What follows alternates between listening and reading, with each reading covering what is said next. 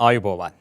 යථාර්ථවාදීව ලෝකයේ දෙස බලන්නට සත්‍ය සිදුවීම් සම්පින්ඩනයක පුවත් දිගහැරුම ශ්‍රද්ධා රූපවාහිනී 6:30 ප්‍රධාන ප්‍රවෘත්ති විකාශය සමගින් මම ලකිඳු නුවංග ප්‍රථමයෙන් සිරස්තල.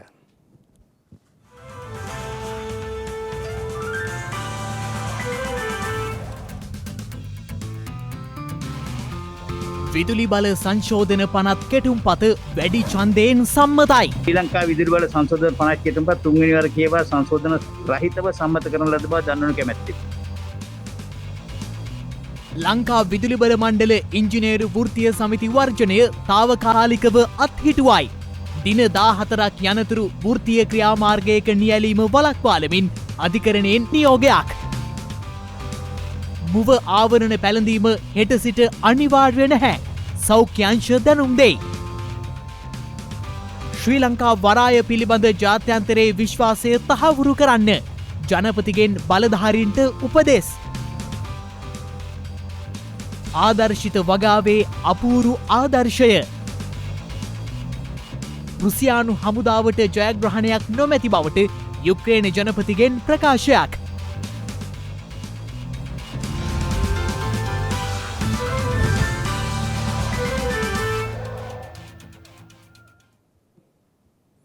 ශ්‍රී ලංකා විදුලි බල පනත් කෙටුම්පත සංශෝධන රහිතව අද පාර්ලිමේන්තුවේදී සම්මත වුණා. එයට අදාළ විවාදයද අද පාර්ලිමේන්තුවේදී පැවැත්වුණා. අද අපේ තිබෙන බලාගාර පෞද්ගලිකව මිලදී අරගෙන තියෙන බලාගාරවල විදුලිය අපිට උත්පාදනය කරන්න වසරකට මේ මැයි මාසයේ තියෙන ඉන්ධන මිල ගණන් අනුව සහ ගල්අඟුරු මිල ගණන් අනුව රුපියල් බිලියන 756ක් වැය වෙනවා වසරකට අපිට විදුලිය උත්පාදනය කිරීම සඳහා. මොකද අපිට ඉදිරි අනාගතේ අවදුරටත් ගල්අඟුරු මත ඉන්ධන මත තාප බලාගාර මත අපිට කටයුතු කරන්න පුළුවන් කමක් නැහැ. අපේ රටේ තියෙන ස්වභාවික සම්පත් ටික සූර්යාලාක ලෝකයේ අපේ තියෙන සුළං බලය මේ සියලු ප්‍රභවයන් භාවිතා කරලා අපිට උත්පාදනය කිරීමට හැකියාව තිබියදී අපි කොතරම් පනත් තිබුණත් අපි හැම පනතක්ම පාවිච්චි කරලා තියෙන්නේ ඒ ව්‍යාපෘති ක්‍රියාත්මක නොකිරීමට මිසක් ක්‍රියාත්මක කිරීමට නෙවෙයි කියන එක කනගාටුවෙන් කියන්න ඕන. අපි තීන්දුවක් ගන්න ඕන විදුලි බල මණ්ඩලයෙන් විදුලිය මිලදී ගැනීමේ කටයුත්ත කරන්නේ නැත්නම් සුනිත්‍ය බල ශක්ති අධිකාරියෙන් ලබා දෙන බලපත්‍ර වලට අපි සුනිත්‍ය බල ශක්ති අධිකාරිය වහලා දාන්න ඕන. මේ ආයතනය තියාගෙන ඉන්න අවශ්‍ය වෙන්නේ නැහැ. සුනිත්‍ය බල ශක්ති අධිකාරියට ගිහිල්ලා කවුරු හරි පනතක් ඉල්ලන්නේ Tamanට තියෙන ඉඩමට. අද වෙනකට ගරු කතානායකතුමනි තියෙනවා අවුරුදු 6ක් තිස්සේ හයිඩ්‍රෝ ප්‍රොජෙක්ට්ස් තියෙනවා මෙගාවොට් 580ක් තියෙනවා ආම මිලදී ගැනීමේ බලපත්‍ර එකඟ වෙලා නැති විදුලි බල මණ්ඩලේ. සුළං බලාගාරවල තියෙනවා මෙගාවොට් 769ක් සුනිත්‍ය බල ශක්ති අධිකාරියේ බලපත්‍ර දීලා එනර්ජි පර්මිට් එක අරගෙන සියලු දේ කරලා 769ක් තියෙනවා. සූර්යාලෝකයෙන් කරන ව්‍යාපෘති තියෙනවා 2538ක් මෙගාවොට් බලපත්‍රය ලබාගෙන සියලු දේ සම්පූර්ණ කරලා විදුලිය මිලදී ගැනීමේ ක්‍රියාවලියට එකඟ වෙන්න බැරි වෙච්ච ඔබතුමාගේ මට දැනගන්න ඕනේ අපි මේ පනතේ එක කාරණයකට සම්බන්ධ විතරයි විරුද්ධත්වයක් තියෙන්නේ. ඒ කියන්නේ මුළුමනින්ම ටෙන්ඩර් ක්‍රමය මේකෙන් අයින් කරන එක. දැන් විශාල ව්‍යාපෘති ටෙන්ඩර් ක්‍රමයට ගියොත් ඒකෙන් වාසිය සැලසෙන්න පුළුවන් පාරිභෝගිකයට. ඒ වාසිය ලබා දෙන්න තියෙන අවස්ථාව නැති කරනවා. ඒ නැති කරන්නේ ඇයි? ඒ වැඩේට තියෙන ටෙන්ඩර් ක්‍රමයේ තියෙන බාධාව මොකක්ද? මේකෙදී අපි කරේ තිබුණු නෛතික බාධාවක් ඉවත් කිරීම විතරයි. ඒතර යම් පුද්ගලයෙක් බලපත්‍රයක් අරගෙන ඒ බලපත්‍රයට ඔහුට අවශ්‍ය විදුලි මිලදී ගැනීමට ගියාම විදුලි බල මණ්ඩලයට විදුලි බල මණ්ඩලය කියනවා ඒක ටෙන්ඩර් ක්‍රමෙන් ආවේ නැත්නම් ඔහුට විදුලි බල මිලදී ගැනීම කරන්න බෑ කියලා. එතකොට සුනිත්‍ය බල ශක්ති අධිකාරියේ පනතක් තියෙනවා වෙනම එකක්. විදුලි බල පනතට පුළුවන් කමක් නැහැ ටෙන්ඩර් කරන්න වෙන පුද්ගලයෙක්ට අයිති ඉඩමක්. විදුලි බල මණ්ඩලයට සතු ඉඩමක් නම් විදුලි බල මණ්ඩලයට පුළුවන් ඒක ටෙන්ඩර් කරන්න. ඒතර විදුලි බල මණ්ඩලයට අයිති නැති එකක් ගිහිල්ලා ඔබේ ඉඩමක් ටෙන්ඩර් කරලා දෙන්න පුළුවන් ද වෙන කාට හරි? ගැටලුව තියෙන්නේ මේකේ තරඟකාරීත්වයක් අවශ්‍යයි. හරි එතකොට ඒ තරඟකාරීත්වය ගේන්න අවශ්‍ය වෙන්නේ විශාල බල ශක්ති ප්‍රොජෙක්ට්ස් වලට. පොඩි ඒවා තමන්ගේ ඉඩමේ විභවය තියෙනවා නම් ඒකට මාස ගණන් ගත වෙන එක ඒක අපි ඒක අවොයිඩ් කරන්න ඕනේ. ඒකට අපි ඔබතුමාට අවශ්‍ය ඕනම නීතියකට අපි එකඟ වෙන්න. හැබැයි ලොකු ප්‍රොජෙක්ට් වලට මේ තරඟකාරීත්වයෙන් තොරව කරන්න බෑ. ලෝකෙ කොහෙවත් එහෙම කරන්නේ නැහැ. මම දන්නවා බොහෝ දෙනෙක් තියෙනවා ජනප්‍රිය මතයක් ටෙන්ඩර් කරමු කියන එක. ටෙන්ඩර් කරන එකට අපි විරුද්ධ නැහැ. නමුත් අද විදුලි බල මණ්ඩලයේ මේ තියෙන පනත ඇතුලේ ටෙන්ඩර් කරන්නේ මොකද්ද? විභවයක් නැතුව ග්‍රිඩ් එක ටෙන්ඩර් කරාට පස්සේ ඒ ග්‍රිඩ් එකේ ටෙන්ඩර් එක ලබා ගන්න පුද්ගලයා ඊළඟට යනවා ඒ තියෙන විභවය හොයාගන්න යනවා. ඔහුට ඉඩමක් නැත්නම් ඒකේ අයිතියක් නැත්නම් ඔහුට ඒ ටෙන්ඩර් එක මොන මුදලට ගත්තත් වැඩක් වෙන්නේ නැහැ. මේ ව්‍යාපෘතිය ක්‍රියාත්මක කරන්නේ නැහැ. මම ගරු කතානායකතුමනි අවධානය යොමු කරන වැඩි ඕනේ නැහැ. ගිය මේ දින දෙකකට ඉස්සෙල්ලා අධ්‍යක්ෂක මණ්ඩලයේ රැස්වීමට ඉදිරිපත් කරන යෝජනාවක් 2019 ටෙන්ඩර් කරලා ටෙන්ඩර් එක ලබා දීපු මන්නාරමේ සුළම් බලාගාරය ටෙන්ඩර් එක ලබා දීලා තියෙන්නේ රුපියල් 12.95ට 15 දෙනෙක් ඉදිරිපත් වෙලා තියෙනවා. මේ 2019. හැබැයි 2022 මැයි මාසේ කියනවා නෑ දැන් මේ මිල ගණන් වලට කරන්න බෑ. අන්න දීපු රුපියල් 12.95 නෙවෙයි අඩුම තරමේ රුපියල් 22කට ගෙනියන්න ඕන කියලා. මේ අවුරුදු දෙකක් ටෙන්ඩර් කරලා ඉවරලා ටෙන්ඩර් එකෙන් තෝරගන්නවා අඩුම ලන්සුව තියෙන එක්කෙනා. හැබැයි අඩුම ලන්සුව තියෙන එක්කෙනා ඊළඟට හොයාගන්නවා ඉඩම කොහෙද තියෙන්නේ කියලා. ඉඩම හොයාගන්න රවුම් ගහලා බැරි වුණාට පස්සේ ඊළඟ ආයෝජකෙක් හොයාගන්නවා. ඊට පස්සේ ඊළඟ කෙනා අවුරුදු 2කට 3කට පස්සේ 2019 ටෙන්ඩර් කරපු එක අවුරුදු 3කට පස්සේ ඊළඟ කියනවා නෑ දැන් 12ට නෙවෙයි කරන්නේ 12.95ට නෙවෙයි මට දෙන්න 22.46ට. ඒ නිසා මේක බාධාවක් කරන්නේ නැතුව උදම්නාසලගේ යෝජනා දීලා මේ කටයුතු කරන්න යන එක ඉල්ලීම කරනවා. විශේෂයෙන්ම මේ තුලින් මම විශ්වාස කරන උත්පාදන වියදම අඩු කරලා අනිත් පැත්තෙන් අපි ජනතාවට ඒ සහනය ලබා දීම සඳහා අපි කටයුතු කළ යුතුයි කියන දැන් ඡන්දය පාවිච්චි කිරීමේ අවස්ථාව විරුද්ධ උදවිය රතු පාටිනුත් පක්ෂ උදවිය කොළ පාටිනුත් ලකුණු කරන්න. ශ්‍රී ලංකා විදුලි බල සංශෝධන 50 කෙටුම්පත පක්ෂව ඡන්ද 120යි විරුද්ධව ඡන්ද 36යි. ශ්‍රී ලංකා විදුලි බල සංශෝධන 50 කෙටුම්පත තුන්වෙනි වර කියවා සංශෝධන රහිතව සම්මත කරන ලද බව දන්වනු කැමැත්තෙමි. මේ අතර විදුලි බල පනත සංශෝධනය කිරීමට විරෝධය පළ කරමින් විදුලි බල ඉංජිනේරුවන් ඇතුළු විදුලි බල මණ්ඩල වෘත්තීය සමිති කිහිපයක් ඊයේ මධ්‍යම රාත්‍රියේ ආරම්භ කළ වැඩ වර්ජනය తాවකාලිකව අත්හිටුවීමට පියවරගෙන තිබුණා. එමෙන්ම දින 14ක කාලයක් ඇතුළත කිසිදු වෘත්තීය ක්‍රියාමාර්ගයක නිරත වීම වළක්වාලමින් ලංකා විදුලි බල මණ්ඩලයේ ඉංජිනේරු සංගමය වෙත වාරණ නියෝගයක් නිකුත් කර තිබෙනවා. විදුලි බල පනත සංශෝධනය කිරීමට විරෝධය පළ කරමින් විදුලි බල මණ්ඩලයේ ඉංජිනේරු වෘත්තීය සමිති කිහිපයක් එක්ව ආරම්භ කර ඇති වෘත්තීය සමිති ක්‍රියාමාර්ගයට සමගාමීව මධ්‍යම කඳුකරේ බටහිර බෑවුම් ප්‍රදේශවල පිහිටි ජල විදුලි බලාගාරවල විදුලි උත්පාදන කටයුතු අද දින අලුයම 3 සිට తాවකාලිකව නතර කර තිබුණා. ඒ අනුව අලුයම 3 සිට අලුයම 6 වන විට කැනියොන් විමල සුරේන්ද්‍ර ලක්ෂපාන නව ලක්ෂපාන සමනල ඉහළ කොත්මලේ සහ කොත්මල යන ජල විදුලි බලාගාරවල විදුලි උත්පාදන කටයුතු තාවකාලිකව නතර කර සේවයේ නිරතව සිටි විදුලි ඉංජිනේරුවන් සේවා ස්ථානවලින් බැහැර වී තිබූ බවයි අප වාර්තාකරුවන් ප්‍රකාශ කළේ. මේ හේතුවෙන් අද උදෑසන ප්‍රදේශ කිහිපයකින්ම විදුලි බිඳ වැටීම් වාර්තා වී තිබුණා. කෙසේ වෙතත් ජනාධිපති ගෝඨාභය රාජපක්ෂ මහතා සමග පැවති දුරකථන සංවාදයකින් අනතුරුව ඊයේ මධ්‍යම රාත්‍රියේ ආරම්භ කළ වැඩ වර්ජනය තාවකාලිකව අත්හිටුවීමට පියවරගෙන තිබෙනවා. මේ පනත අපි පැහැදිලිවම කිව්වේ 2009 ආපු මේ පනත ඊට පස්සේ 2013 සංශෝධනය දෙකම හොඳයි කියන එක. මේ පනත හොඳයි කියන එක අපි කිව්වා. නමුත් තරඟකාරී මිල ගණන් නැතුව මිල ගණන් තීරණය කරන්න මේ හරහා දාන කොටසට විතරයි අපි විරුද්ධ වෙන්නේ. අපි හරි ස්තුතිවන්ත වෙනවා ජනාධිපතිතුමාට. මේකේ අද්දි ජනාධිපතිතුමා ඊයේ මට කතා කරා. එතුමා පිට පැහැදිලිව කිව්වා දැන් පනත යනවා. හැබැයි මේකේ කාරක සභා අවස්ථාව තියෙනවා. ඒ කාරක සභා අවස්ථාවට අපේ යෝජනා දාන්න පුළුවන්. ඒක එවන්න කිව්වා. ඒක එයා දාලා දෙන්නම් කිව්වා. ඊට අමතරව මේ ගැන සාකච්ඡා කරන්න මීටින් එකකුත් දෙන්නම් කිව්වා. ඉතින් අපි ඇත්තටම ස්තුතිවන්ත වෙනවා. මෙන්න මේ විදියට තමයි මේ වෘත්තීය සමිතිය එක්ක සාකච්ඡාවෙන් තමයි මේ ගමන යන්න ඕන. නමුත් අපි හැම වෙලේම උත්සාහ කරන්නේ මේක රටට හොඳ වෙන විදියට මේ පනතේ වගන්තිය වෙනස් කරන එක කරන්න. මේ අතර ඊයේ රාත්‍රියේ විදුලි බල සැපයුම අත්‍යවශ්‍ය සේවාවක් බවට පත් කරමින් ජනාධිපති ගෝඨාභය රාජපක්ෂ මහතා විසින් අතිවිශේෂ ගැසට් නිවේදනයක්ද නිකුත් කරනු ලැබුවා. එමෙන්ම අද දින සිට දින 14ක කාලයක් ඇතුළත කිසිදු වෘත්තීය ක්‍රියාමාර්ගයක නිරත වීම වළක්වාලමින් ලංකා විදුලි බල මණ්ඩලයේ ඉංජිනේරු සංගමය වෙත වාරණ නියෝගයක්ද නිකුත් කර තිබෙනවා. ඒ කොළඹ දිසා අධිකරණය විසින්. විදුලි සැපයුම අත්‍යවශ්‍ය සේවාවක් බවට පත්කර ඇති මොහොතක වෘත්තීය ක්‍රියාමාර්ගවලට එළඹීම නීති විරෝධී බව මහජන උපයෝගිතා කොමිසමේ සභාපති ජනක රත්නායක මහතා පවසනවා. ඊයේ රාත්‍රියේදී දැනගන්න ලැබුණා විදුලිය සැපයීම අත්‍යවශ්‍ය සේවාවක් වශයෙන් ගැසට් කරලා තියෙනවා. එවැනි අවස්ථාවක අපි දන්නා වෘත්තීය සමිති ක්‍රියාමාර්ග කිසි දෙයක් ගන්න බෑ. ඒ වෘත්තීය සමිති ක්‍රියාමාර්ග ඒ වගේ අවස්ථාවක් ගන්නවා නම් ඒක නීතියට පටහැනි. කොළඹ නුවර ගම්පහ පිළියන්දල ඒ වගේම ගාල්ල වගේ ප්‍රදේශවල උදේ 4 සිටන් 8 වගේ වෙනකන් ඒ කාලය අතර තුල විදුලිය විසඳවීමක් සිදු වෙලා තියෙනවා. පරිමාර්ග දෙපාර්තමේන්තුවෙන් ලිඛිතව පැමිණිල්ලක් ලැබිලා තියෙනවා. රන්දෙනිකල රන්ටැඹේ ඒ වගේම සේනානායක සමුද්‍රය කියන ජලාශ වලින් නිපදවන විදුලිය ඊයේ රාත්‍රියේ 2 වගේ වෙනකොට පාන්දර 2 වෙනකොට ඒවා ඉබේම නැවතීමට මේ ඉංජිනේරුවරු ක්‍රියාමාර්ග සකස් කරලා ඒවා නැවත යථා තත්ත්වයට උදේ 8-9 වෙනකන් කිසිම ක්‍රියාමාර්ගයක් අරගෙන නැහැ. ඒ අනුව අපිට තවත් දන්වලා තියෙනවා මේ රන්දෙනිකල රන්ටැඹේ කියන රිසෝයස් දෙකෙන් මිනිපේ කැනල් එක يعني කිලෝමීටර් 74ක් දිග මිනිපේ කැනල් එකකින් අක්කර 20000ක් පමණ වගා කරන බිම් වලට අවශ්‍ය වතුර දීමේ හැකියාවක් නැහැ.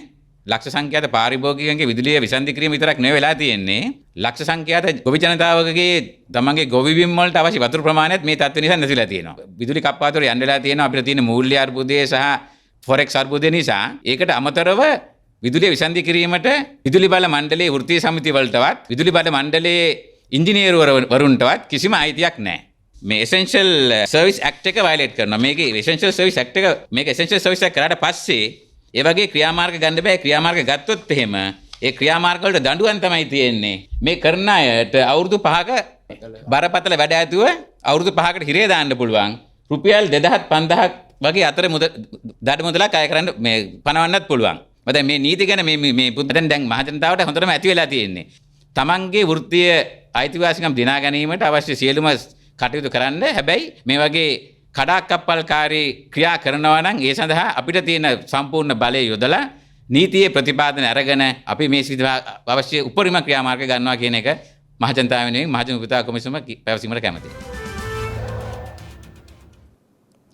මුවාවරණ පැළඳීම හෙට සිට අනිවාර්ය නොවන බව සෞඛ්‍ය අමාත්‍යාංශය පවසනවා. එමෙන්ම හෙට සිට කොවිඩ් සඳහා සිදු කෙරෙන PCR සහ රැපිඩ් ඇන්ටිජන් පරීක්ෂණද සිදු කිරීම අවශ්‍ය නොවන බවයි සෞඛ්‍ය සේවා අධ්‍යක්ෂ ජෙනරාල්වරයා සඳහන් කළේ.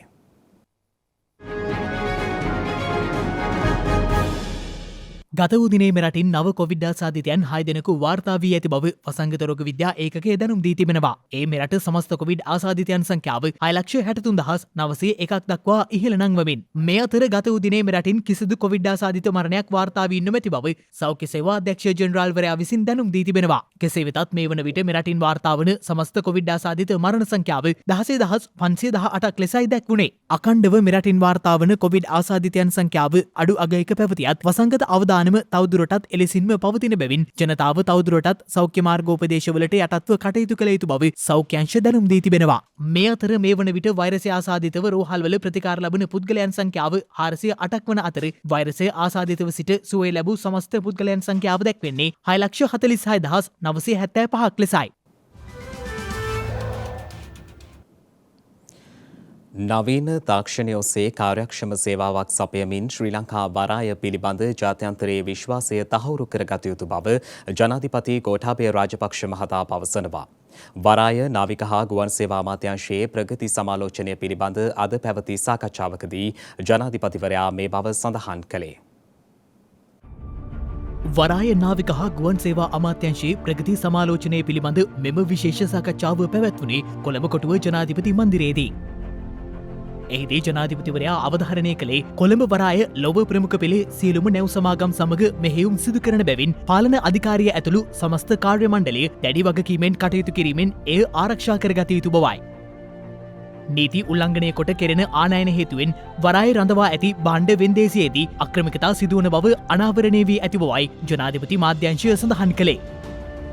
සතුස ගොඩනැගිලි ද්‍රව්‍ය සංස්ථාව වැනි රාජ්‍ය ආයතන මගින් එම භාණ්ඩ අලවයෙන් දූෂණ වැළැක්වීමටත් රජයට ආදායමක් උපයාගත හැකි බවත් ජනාධිපතිවරයා මෙහිදී පෙන්වා දී තිබෙනවා. විදේශ රැකියා අවස්ථා ඉලක්ක කරගනිමින් වරායේ තරුණ සේවකයන් සඳහා පුහුණු ඒකකයක් ස්ථාපිත කිරීමට ඇති හැකියාව පිළිබඳ සොයා බලන ලෙසද ජනාධිපතිවරයා විසින් උපදෙස් ලබා දී තිබෙනවා. එමෙන්ම බණ්ඩාරනායක ජාත්‍යන්තර ගුවන්තොටුපළ දෙවන පර්යන්තය සහ කොළඹ වරාය නැගෙනහිර ජටයේ ඉදිකිරීම්වල පවතින ගැටලු නිරාකරණය කර නියමිත කාලය තුළ ව්‍යාපෘති අවසන් කිරීමේ අවශ්‍යතාවයද මෙහිදී සාකච්ඡාවට ලක්කර ඇති බවයි ජනාධිපති මාධ්‍යංශය සඳහන් කළේ.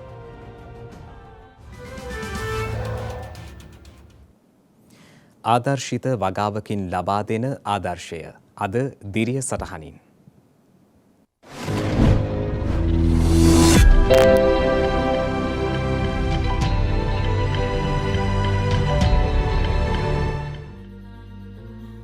මේ ගාල්ල අක්මීමන ගණේගොඩ ශ්‍රී සීලවංසාරාම විහාරස්ථානය. විශේෂත්වය ඉඩ හැකි අයුරින් මේ විහාරස්ථානය තුළ වගා කටයුතු සිදු කරගෙන යාම. බලන්න අඩක් නිම කළ මේ ගොඩනැගිල්ලේ සිදුකර තිබෙන එළවලු වගාව. විහාරස්ථානයේ විහාරාධිපති ස්වාමීන් වහන්සේ වන පූජ්‍ය උඩලමත්තේ පුඤ්ඤසාර ස්වාමීන් වහන්සේගේ මූලිකත්වයෙනුයි මෙය සිදු කරන්නේ. විහාරස්ථානයට එන යන සැමට මෙය විශාල ආදර්ශයක්. වහලයකින් ඉවත් කරන ලද රට උළුකැට එකතු කර අපූරු පෝච්චි නිර්මාණය කරගෙන ඒවා තුළ මේ විදියට එළවලු වගා කර තිබෙනවා.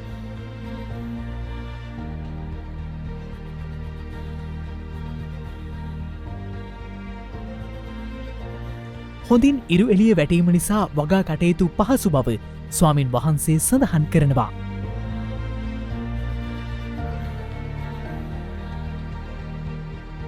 මේ ස්ථානයේම තෝරගත්තේ මේ අඩක් නිම කරලා තිබෙන ගොඩනැගිල්ලේ තව කාලයක් යනකන් නැවත ඉදිකිරීමක් සිදු කරන්න මේ කාල සීමාව පුළුවන් කමක් නැහැ. ඒ නිසා මම මේ අපේ විහාරස්ථානයේ තියෙන සීමිත ඉඩකඩ තුල හොඳට අවුව වැටෙන තැනක් තමයි මේ ස්ලැබ් එක උඩ.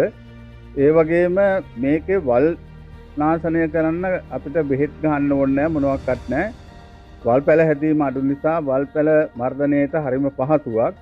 ඒ වගේම මේ පෝච්චි විහාරස්ථානයේ ඉවත් කරපු ගොඩනැගිල්ලක රටවුළු ටික යොදාගෙන ඒකෙන් පෝච්චි හරි ගස්සලා තමයි මේ වගාව කරලා තියෙන්නේ. ඉතින් ඒ නිසා පරිසරයටත් යහපතක් වෙනවා, ප්ලාස්ටික් එකතු වෙන්නේ නැහැ. අපිට පේනවද මිරිස් වම්බටු බෝංචි තක්කාලි නිවිදි ආදී ගොඩක් එළවලු බෝක මේ වගාව සතුයි. ඉඩ ලද විට පැළවලට අවශ්‍ය සත්කාර කරන්නත් මේ ස්වාමින් වහන්සේ අමතක කරන්නේ නැහැ.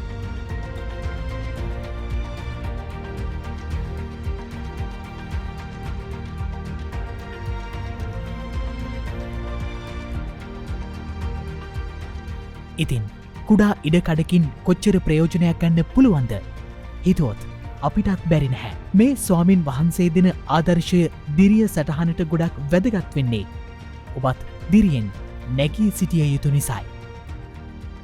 ලංකාවාසී අපේ හැම කෙනෙකුටම අපි කියන්නේ තමන්ගේ නිවසේ සීමිත ඉඩක් හරි තිබෙනවා නම් ඒ ඉඩකඩ ප්‍රමාණය තුළ යම්කිසි වගාවක් සිදු කරගන්න. ඒ තමයි තමන්ට ඉදිරි කාලය තුළ ලැබෙන ලොකුම ප්‍රයෝජනය වන්නේ.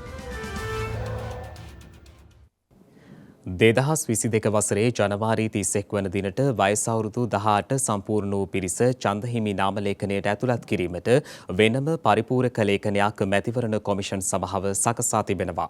ඒ අනුව මේ මාස 15 වන දින සිට අදාළ ලේඛනයට නම් ඇතුළත් කිරීමේ හැකියාව එම පිරිසට හිමිවනවා. එතකොට දැන් මේ මොහොත ඡන්දයක් ආවොත් අපිට පාවිච්චි කරන්න වෙන්නේ 2021 සහතික කරපු ඡන්දහිමි නාමලේඛනය. එතකොට එහෙම වුණොත් ගිය අවුරුද්දේ ජූනි මාසයෙන් පස්සේ 2021 ඉඳලා මේ දක්වා 18 සම්පූර්ණ වෙච්ච පිරිසට ඡන්දය පාවිච්චි කිරීමේ හැකියාවක් ලැබෙන්නේ. ඒක නිසා තමයි පහුගිය කාලේ අපි ඒක සංශෝධනය කරලා මේ පරිපූරක ලයිස්තු මාස 4 අතරට සකස් කරන්න පටන් ගත්තා. දැන් අපි උදාහරණයක් කිව්වොත් දැන් අපි ඔක්තෝබර් 31 තමයි ඡන්දහිමි නාමලේඛනය සාතික කරන්නේ. ඒතර අපි ඔක්තෝබර් 31ට ඉස්සරලා ඡන්දයක් ආවොත් 2021 ඡන්ද නාමලේඛනය තමයි පාවිච්චි කරන්න වෙන්නේ. නමුත් අගෝස්තු මාසේ පළවෙනිදා අපි පරිපූරකයක් සාතික කරන නිසා අගෝස්තු මාසේ පළවෙනිදාන් පස්සේ ඔක්තෝබර් 31ට ඉස්සරලා ඡන්දයක් ආවොත් 2021 ඡන්දහිමි නාමලේඛනයට අර පරිපූරක නාමලේඛනයේ සඳහන් නමුත් ඇතුළත් වෙනවා. එයාට ඡන්දය ප්‍රකාශ කිරීමේ අවස්ථාව හිමි වෙනවා. 2022 එක සාතික නොකරත් ඡන්දයට පෙර පරිපූරකයක් සහතික කරලා තියෙනවා නම් ඒක අර ඡන්දහිමි නාමලේඛනය එක්ක සම්බන්ධ කරන නිසා ඒ ඡන්දය ප්‍රකාශ කරන්න අවස්ථාව ලැබෙනවා. ඉතින් දැන් මේ නාමලේඛනයේ නම නැත්තම් ඔබ දන්නෝ කිසිම කෙනෙකුට මොන තරාතිරමක කෙනෙකුටවත් ඡන්දය ප්‍රකාශ කිරීමේ හිමිකම ලැබෙන්නේ නැහැ. එතකොට ඒකයි දැන් මේ දවස්වල ජූනි 15 ඉඳලා ජූලි 12 දක්වා Tamanගේ නම ඇතුළත් වෙලා නැත්තම් ඒ ඇතුළත් වීමට ඉල්ලීමක් කරලා ඒක ඇතුළත් කර ගැනීමේ අවස්ථාව තියෙනවා. පාර්ලිමේන්තු මන්ත්‍රීවරුන් පිරිසක් ඊයේ පස්වරුවේ ශ්‍රී ලංකා ජාතික ඉංජිනේරු පරීක්ෂණ සහ සංවර්ධන මධ්‍යස්ථානයේ නිරීක්ෂණ චාරිකාවක නිරත වුණා. ආණ්ඩු පක්ෂයේ පාර්ලිමේන්තු මන්ත්‍රීවරුන් පිරිසක් ඊයේ පස්වරුවේ ඒකල ජාඇල පිහිටි ශ්‍රී ලංකා ජාතික ඉංජිනේරු පර්යේෂණ සහ සංවර්ධන මධ්‍යස්ථානයේ විශේෂ නිරීක්ෂණ චාරිකාවක නිරත වී තිබෙනවා. එහිදී ඉංජිනේරු පර්යේෂණ සහ සංවර්ධන මධ්‍යස්ථානයේ විසින් පර්යේෂණය කර නිෂ්පාදනය කළ විවිධ යන්ත්‍රෝපකරණ එම මන්ත්‍රීවරුන්ගේ නිරීක්ෂණයට ලක් වූ බවයි ජනාධිපති මාධ්‍යංශය සඳහන් කළේ. වර්තමානයේ තුළ රට මුහුණ පා සිටින ගෑස් අර්බුදය ඇතුළු තවත් ගැටලු රැසකට විසඳුම් ලෙස මෙම ආයතනයේ විසින් හඳුන්වා දෙනු ලබන නව නිපැයුම් යොදා ගැනීමේ හැකියාව පිළිබඳ සොයා බැලීම නිරීක්ෂණ චාරිකාවේ අරමුණු වී තිබුණා. ශ්‍රී ලංකයේ පර්යේෂකයන් විසින් ජාත්‍යන්තර ප්‍රමිතියෙන් යුත් බොහෝ නිපැයුම් නර්ඩ් ආයතනය හරහා නිපදවා ඇති බවයි එහි නිරීක්ෂණයට එක් වූ මන්ත්‍රී කණ්ඩායමට දැකබලා ගැනීමට හැකි වී ඇත්තේ. විවිධ ක්ෂේත්‍ර යටතේ පර්යේෂණ කර බිහි කළ නිර්මාණ ජාතික ආර්ථිකය ශක්තිමත් කිරීම සඳහා රාජ්‍ය අනුග්‍රහයෙන් ව්‍යාප්ත කළ යුතු බව එහිදී මන්ත්‍රීවරුන් පෙන්වා දී තිබෙනවා. ජෛව ඉන්ධන බත් පිසිනය, අඩු වියදම් නර්ඩ් නිවාස තාක්ෂණය, ගෘහස්ත ජීවවායු ජනකය, කර්මාන්තමය දරලිප ඇතුළු නර්ඩ් මධ්‍යස්ථානය මගින් හඳුන්වා දී ඇති නව නිපැයුම් එහිදී මන්ත්‍රී කණ්ඩායමේ විශේෂ අවධානයට ලක් වුණා. ඒ අනුව මෙම නිපැයුම් වාණිජමය වශයෙන් ප්‍රචලිත කිරීමට සියලු ආයතන සමග ඒකාබද්ධ වැඩසටහනක් සැලසුම් කරන බවයි මන්ත්‍රීවරුන් සඳහන් කළේ. අනාගත ඉලක්ක සපුරාගත හැකි තවත් පර්යේෂණ රැසක් සිය ආයතනය මගින් සිදු කර ඇති බවත් ශ්‍රී ලංකා ජාතික ඉංජිනේරු පර්යේෂණ සහ සංවර්ධන මධ්‍යස්ථානයේ නිලධාරීන් එහිදී පෙන්වා දී තිබෙනවා. පාර්ලිමේන්තු මන්ත්‍රීවරුන් වන ලලිත් එල්ලාවල, වසන්ත යාපා බණ්ඩාර ඇතුළු මන්ත්‍රීවරුන් පිරිසක් මෙම නිරීක්ෂණ චාරිකාව සමග එක්ව සිටියා. දැන් තවත් දේශීය පුවත් කිහිපයක් කෙටියෙන්.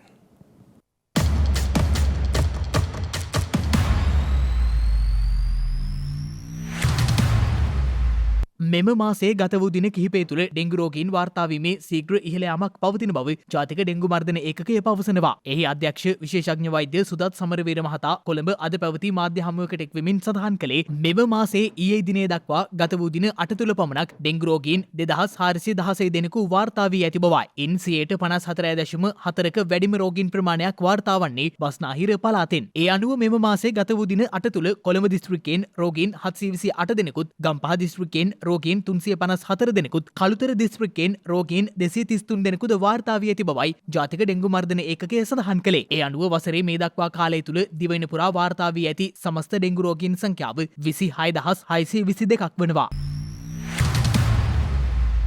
මහනුවර දිස්ත්‍රික්කයේ සියලු ප්‍රාදේශීය ලේකම් කාර්යාල භූමි තුල ගෙවතු වගා ආරම්භ කිරීමේ වැඩසටහනක් ක්‍රියාත්මක කර තිබෙනවා. ඒ අනුව එම දිස්ත්‍රික්කයේ සියලු ප්‍රාදේශීය ලේකම් කාර්යාලවල කාර්ය මණ්ඩලවල දායකත්වයෙන් අත්‍යවශ්‍ය නොවන කාර්ය මණ්ඩල කැඳවන දින පාදක කරගනිමින් රාජකාරියට බාධා නොවන පරිදි මෙම වගා වැඩසටහන් ක්‍රියාත්මක කිරීමටයි යෝජනා වී ඇත්තේ. මහනුවර දිස්ත්‍රික් ලේකම් චන්දන තෙන්නකෝන් මහතාගේ අධීක්ෂණය මත දිස්ත්‍රික්කයේ ස්ථාපිත ප්‍රාදේශීය ලේකම් කාර්යාල 20 තුලම මෙම වගා වැඩසටහන් ආරම්භ කිරීමට නියමිතයි. එහිදී කාර්යාල පරිශ්‍රය තුල කෙටිකාලීන ආහාර භෝග වගා කිරීම මූලික වශයෙන් සිදුවන අතර ඉදිරි ආහාර අවශ්‍යතාව වෙනුවෙන් රාජ්‍ය අංශයේ දායකත්වයක් ලබා දීම මෙම වැඩසටහනේ අපේක්ෂාවයි. ඒ අනුව හාරිස්පත්තුව ප්‍රාදේශීය ලේකම් කාර්යාලයේ ගෙවතු වගාව නිරීක්ෂණය කිරීම සහ පැල රෝපණය කිරීමක් මහනුවර දිස්ත්‍රික් ලේකම් චන්දන තෙන්නකෝන් මහතාගේ සහභාගීත්වයෙන් ඊයේ සිදු වුණා.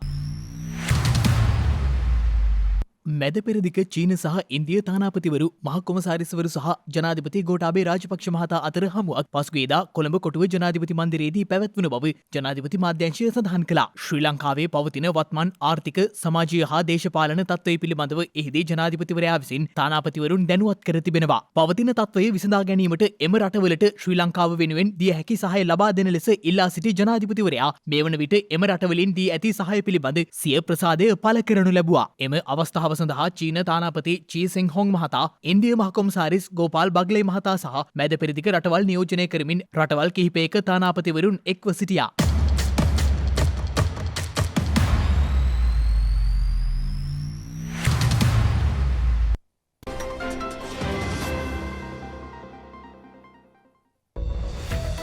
හෙට ජූනි 10 වැනිදා 19 වන සියවසේ බොදු පුනරුදය කුළු ගැන්වීමට උපස්තම්භ වූ පංචමහා වාදයන්ගෙන් එක් වාදයක් වූ ගම්පොළ වාදය 1971 වසරේ ජූනි මාස 10 වනදා නිමාවට පත්ව තිබෙනවා. ශ්‍රී ලංකාවේ මුල්ම වෛද්‍ය විද්‍යාලය වූ ස්වදේශීය වෛද්‍ය විද්‍යාලය විවෘත කර ඇත්තේ 1929 වසරේ හෙට වැනි දිනකයි. ඉතාලිය සිය රාජාණ්ඩුව වෙනුවට ජනරජයක් පිහිටුවා ඇත්තේ 1946 වසරේ හෙට වැනි දිනකයි.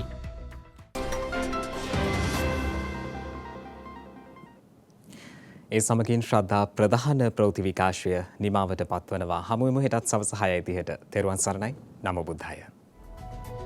මෙවැනි වැදගත් පුවත් නැරඹීම සඳහා ශ්‍රද්ධා TV News YouTube channel එක subscribe කර සීනුව සලකුණු වන්න.